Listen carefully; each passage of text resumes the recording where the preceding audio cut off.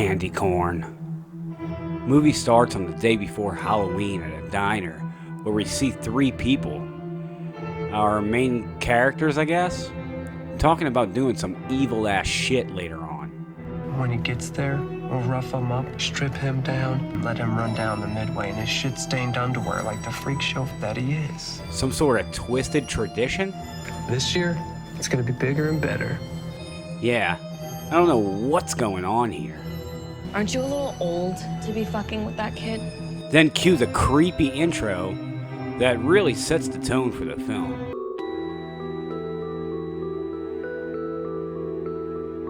They're at the local town fair to do the deed when they get the signal that it's go time.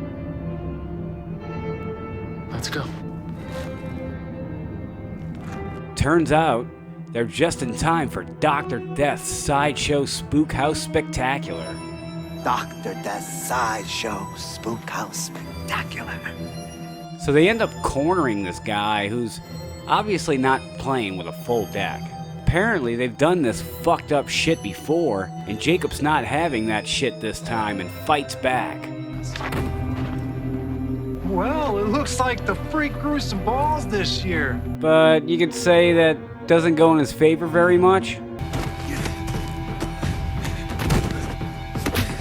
Yeah, they jump him and beat the ever-living dog shit out of the poor guy.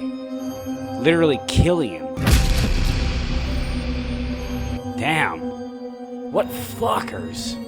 Back at Dr. Death's trailer, he's just sitting there staring at Jacob, just getting more and more pissed the more he looks at him, and he figures it's time to do something about it. Puts the mask on Jacob's corpse and casts some sort of spell over him to bring him back from the dead for revenge. Come to thou and walk once more. Cut to the next morning. It's Halloween, and this is where we meet Sheriff Bramford, played by Malachi himself, Courtney Gaines. It was good, all inside. He's just cruising along when he sees a man covered in blood behind a house. I just saw your sneaky ass. Now show yourself. He gets a call that he's needed at the station, and because he's a movie cop, he doesn't investigate the bloody man any further and just heads out. Back at the station, Carol confesses to the fuckery that went down last night. A few of us went to the carnival last night. They didn't mean for things to get so crazy. They were just messing around. Did someone get hurt? That kid, Jacob Atkins, Rats him all the fuck out. they all attacked him. Hey, that's Tony Todd. The sheriff comes to Dr. Death's trailer to question him about Jacob. Jacob took one hell of a beating, but he's just fine. He goes over to Jacob's house to speak with him, but the house looks super abandoned, and it doesn't look like anyone's home.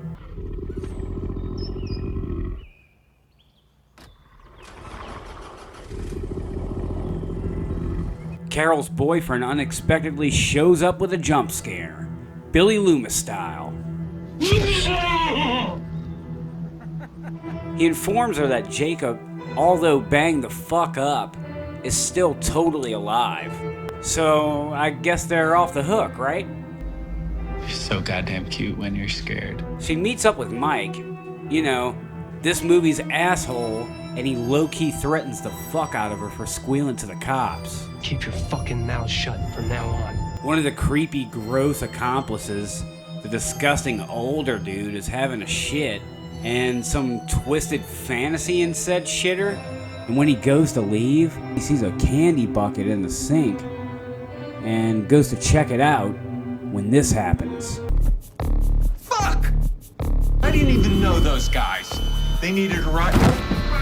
After the creepo Gus gets whacked, the police, along with everyone else involved, are rightfully scared shitless. The sheriff is just in complete and utter denial.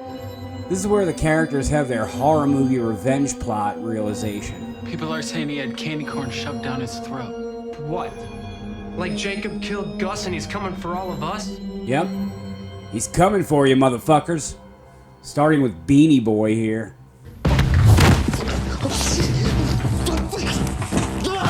He literally fatalities this guy. Fatality. Well, god damn. After finding Gus's bloodied corpse, he goes back to Dr. Death's place for further questioning. We need to speak with you somewhere private. Anything for you, Sam. But before he can get anything out of Dr. Death, one of his fellow cop buddies pulls up and informs him of the Beanie Boys situation. What is it, Conrad? Sure, there's been nothing but her. And this is where the sheriff starts to think that maybe this is a little more than just some damn fluke. I'm glad he snapped the fuck out of it. He had a real bad case of loser denial there for a second. Are you in loser denial or something? I had a bad case of loser denial myself. I've about had it with your lip. Darkness begins to fall on this Halloween night when we get a scene that's very reminiscent of John Carpenter's Halloween.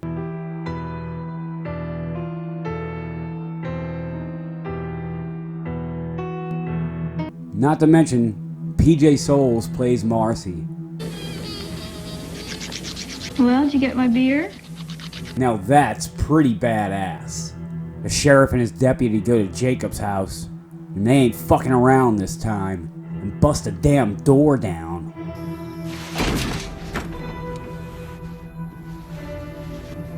During their investigation, they find a very badly decomposing body under the bed.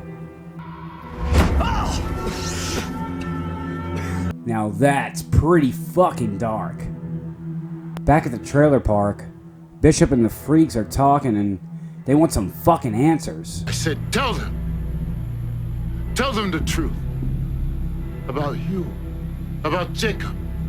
Dr. Death goes on this insane rant while everyone just kind of awkwardly sits around looking at each other, just thinking how insane this little guy sounds.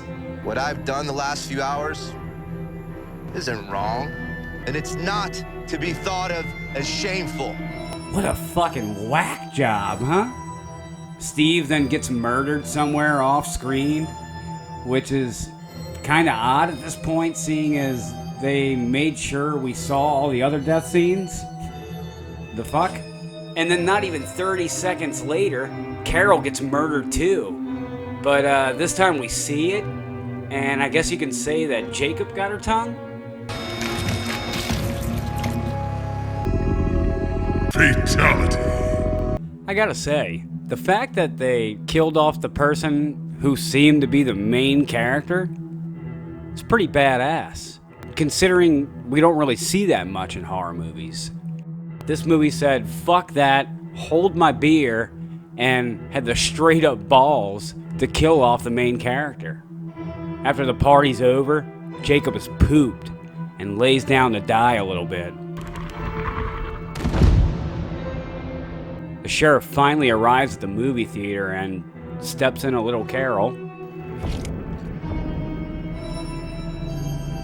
Asshole guy goes to get his own revenge, but just gets knocked the fuck out instead. And then he's tied up and forced to watch this twisted shit. The fuck is even going on here? Tony Todd figures the movie only has about 10 minutes left, so he's got to do something. Goodbye, Sheriff Bradford.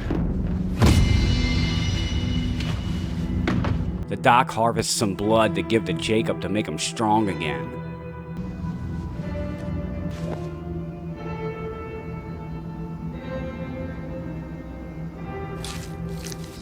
Asshole guy comes up to what looks like his dad cop coming to save the day, but he couldn't be more wrong.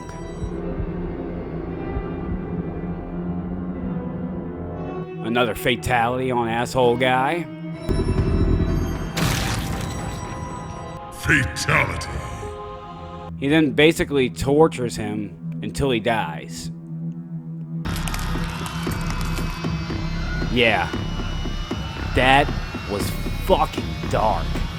The movie closes out with another disgusting close-up shot of Jacob just slamming down on some candy corn. That's candy corn, folks. Definitely a really weird but also very fun film. Didn't have any kind of like idea of what the movie was about or what it was gonna be like going into it. Just saw the cover, read a little bit of the description, and I was like, you know what? We're watching this. So yeah, watched it, and it turned out not to be very bad at all. Sort of a generic bully revenge story. You know, you've seen it already with movies like 976 Evil and Slaughter High. Your standard kind of revenge plot shit, you know, but it was done pretty well. I mean, for a movie that came out in 2019, it wasn't that bad.